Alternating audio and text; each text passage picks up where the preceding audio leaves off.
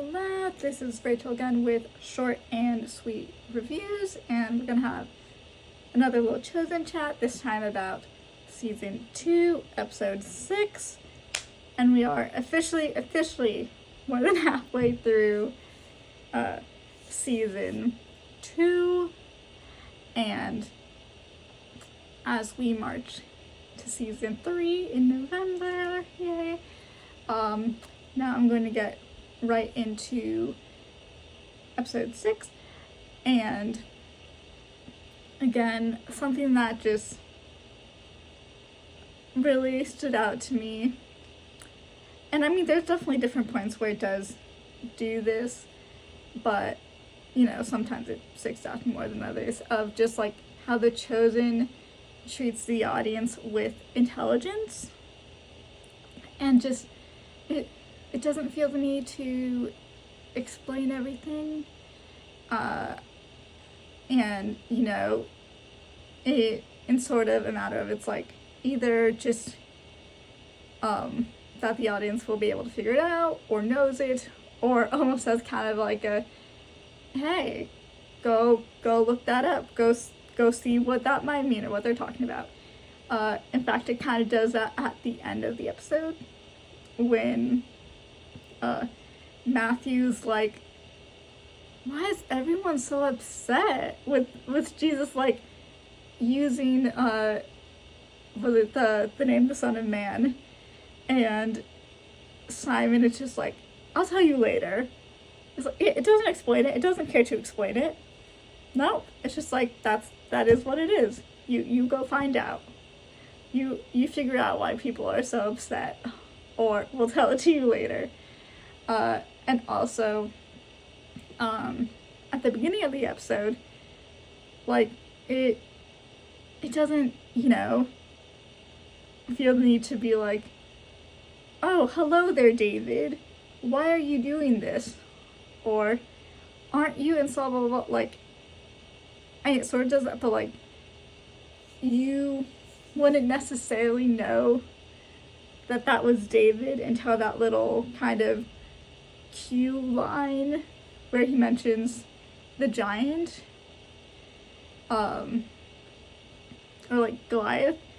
So, but even it doesn't feel the need to spell it out. And also just how the Chosen just kind of casually weaves in Jewish culture and law, like it makes a nod to the whole concept of, oh, you can break a law if it's like a life or death situation type of thing, like they mentioned in season 1, and it gives the name of it, like it references the name of that law, or like that clause, whatever you want to call it, but it doesn't go into super detail about that. It's like, yes, it doesn't feel the need to ever explain. That's all I'm gonna say. To try to keep this short than it already is.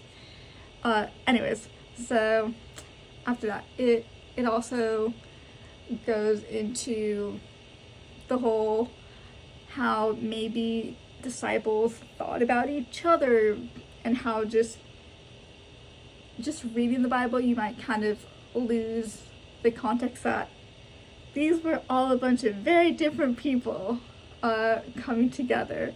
Like, there's fishermen, which had their own minds and everything, tax collectors and everything, and then, yes, you know the name Simon the Zealot, but it really gives more of a context. It's like, oh, what a zealot actually is, and just kind of the whole concept of old habits die hard, and just like how it might have been easier or harder for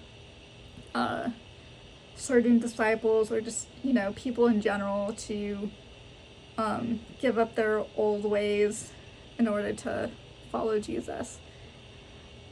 And so now moving on to the whole little nod to a potential crush Matthew has, which is just so cute, especially with this whole being on the spectrum just him just like casually saying this and not fully getting what that might mean for others, and just how seeing that Simon can see more of the humanity in Matthew, like, oh, he's just like trying to help this girl he has a crush on situation, which I thought is really cute. And so along those lines, going with Mary, just that whole Matthew line of, it's like, if you were away from Jesus, wouldn't you want someone else to help you too? And just, you know, a little reminder to go first with compassion, not judgment, and the goal being them to lead back to Jesus, not how dare you be doing all these bad things. And I went into this last video about the whole Jesus just wanting your heart type of thing. Like, he doesn't care if you're perfect, like, make mistakes, because we're all human. That's gonna happen.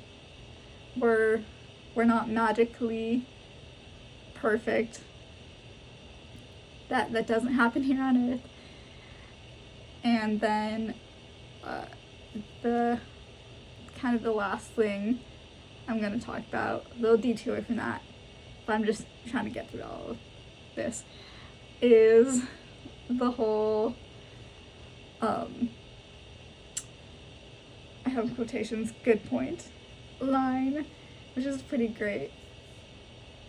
When he literally just like heals a guy's hand, and just the Pharisees are just super concerned. That's like, oh, how dare you do that on the Sabbath, instead of, it's like, oh, you kind of just healed a guy.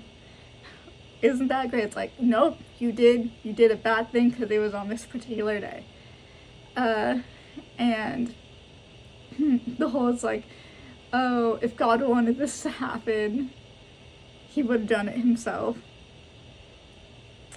Little do they know, or want to see, he kind of did. And that whole good point line is it's just so great. Classic Chosen. I think is kind of very in line with Jesus and kind of the Bible itself. Like, if you look at even in the Old Testament and just kind of throughout the Bible, if you pay attention, there's a good bit of humor and a good bit of sarcasm in there, whether people see it or not. There is. And just to have little lines like that is pretty funny and appreciative. And I think that is all for now. See you next time. Bye.